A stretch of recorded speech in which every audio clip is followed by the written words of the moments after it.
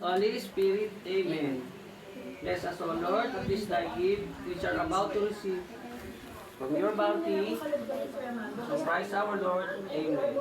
Lord, thank you po sa salo-salo, tsaka sa kaunting biyaya. Nawa ay maging ang bawat gawain namin ay maging Si Ellie. Ito. Sabi ay na eh. maging Sabi na may kalugod-lugod sa kulang. iyo, Panginoong Jesus. Maging kalugod-lugod nawa kami sa aming mga ginagawa at maging liwanag din po kami sa ibang tao, sa kapwa namin, mga kaibigan at kamag-anak at mga kalaro. Salamat po, Panginoon, sa biyaya ng kalusugan. Isang taon na naman po ang lumipas at kami po ay mga malulusog at walang sakit.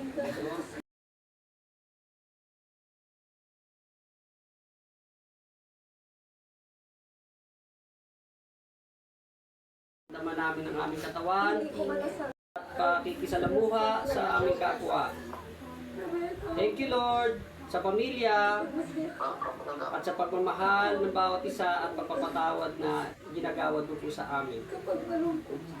Dasalin natin ang Our Father, Thy name, Thy kingdom come, Thy will be done on earth as it is in heaven.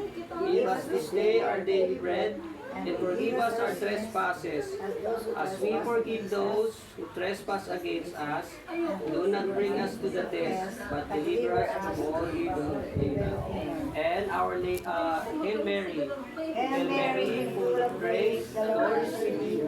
Blessed are you among women, and blessed is the fruit of thy womb, Jesus.